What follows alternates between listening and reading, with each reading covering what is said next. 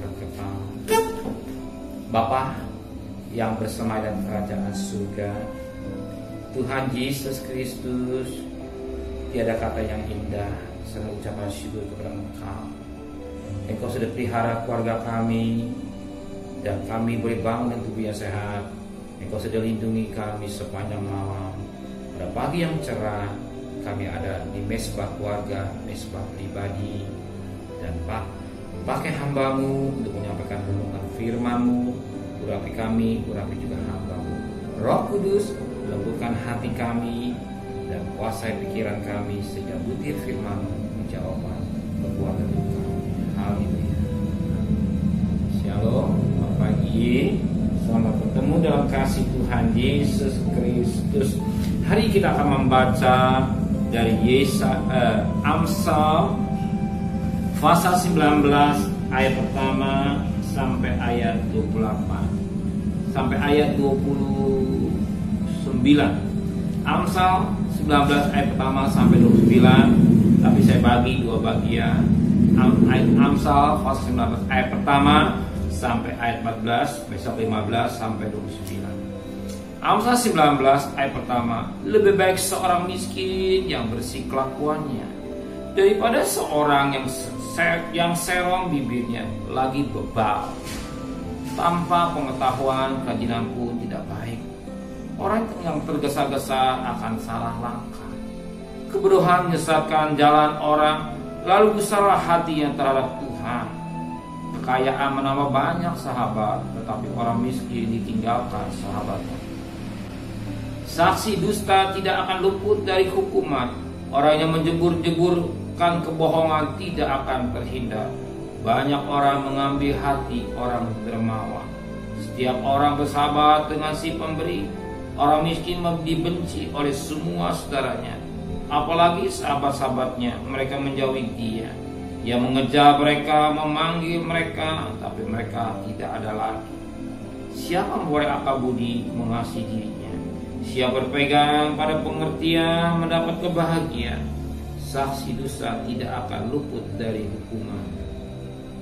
Orang yang menyemburkan kebohongan akan binasa.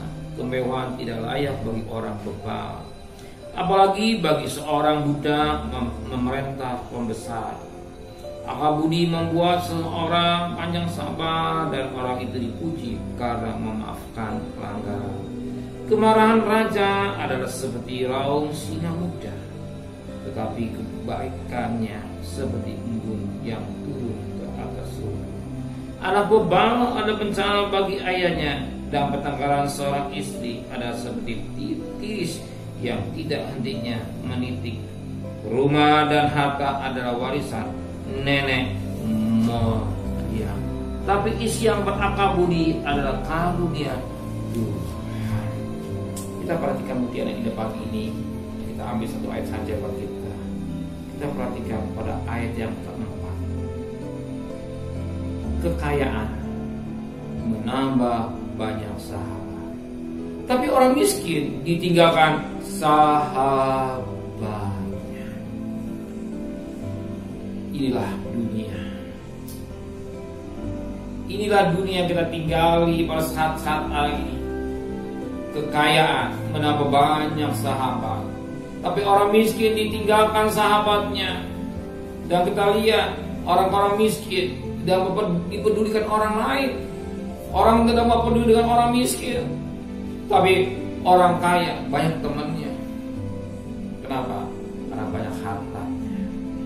Inilah lihat hidup manusia ya. Maka jangan kaget orang berlomba-lomba mengumpulkan kekayaan. Orang berlomba-lomba mencari kekayaan dengan jalan gak halal, yang penting kaya.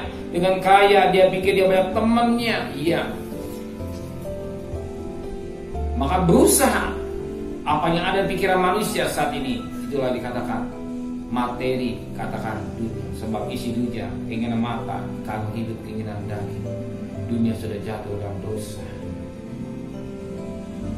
Dunia sudah jatuh pada iblis.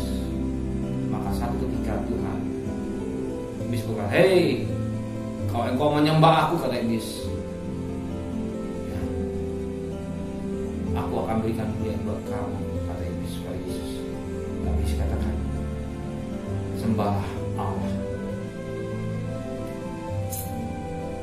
Suatu perjuangan yang berat, sebab iblis mengajar kita untuk menyembah. Orang makanya menyembah pada iblis, maka mereka berusaha menyembah iblis, artinya mau menjadi budaknya iblis. Namanya menyembah artinya mau jadi budaknya. Tapi sulit orang jadi budaknya Tuhan atau hamba Tuhan.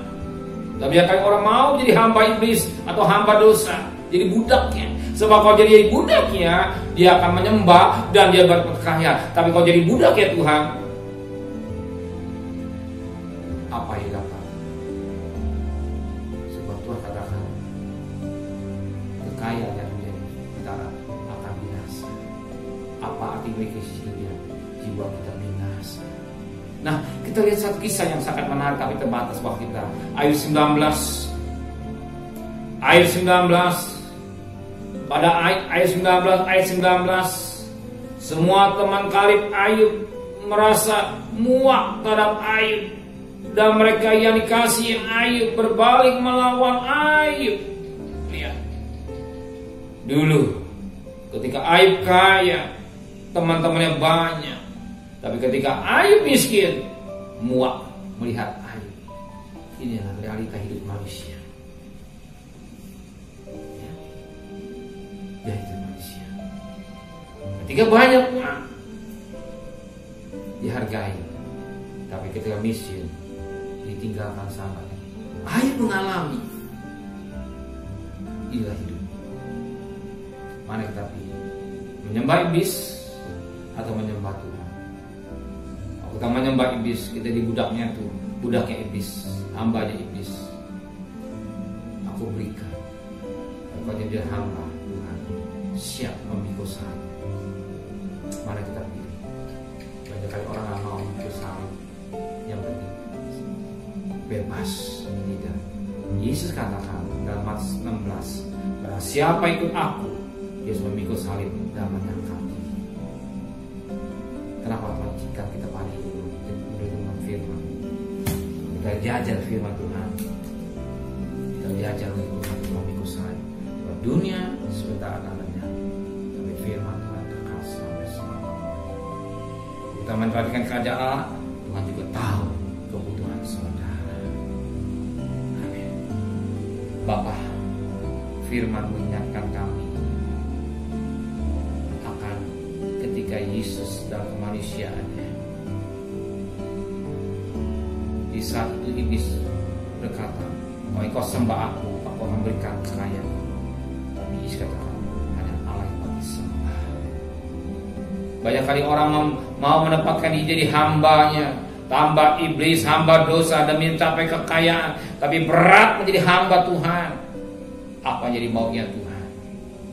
Tapi pagi ini Tuhan ingatkan, kalau kami jadi hamba Tuhan, menjadi maunya Tuhan, kehendak Tuhan, kami hidup akan bahagia. Sebab damai sejahtera, sukacita akan dilimpahkan dalam batinnya kami.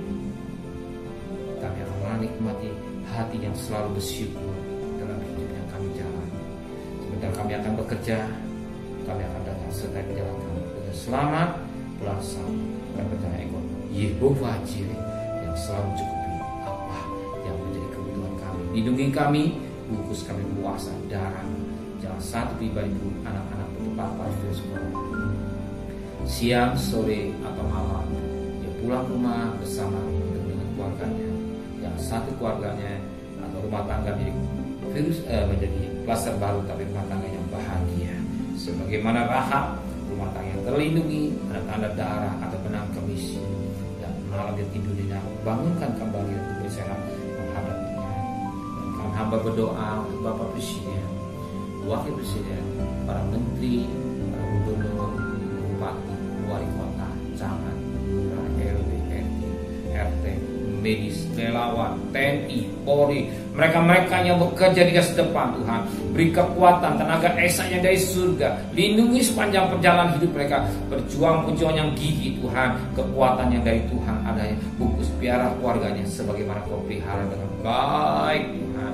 Dan kami mohon anugerah Tuhan, cepat Engkau berikan vaksinnya, Cepat pula negara kami dipulihkan kembali Tuhan. Terima kasih Bapa di surga. Saat ini kami mohonkan turunkan berkat. Kira berkat dari Allah Bapa, cinta kasih sayang dari Tuhan Yesus Kristus, dan berkat Roh Kudus di atas darah hari ini sampai Maranatha. Tuhan Yesus datang, yang kita katakan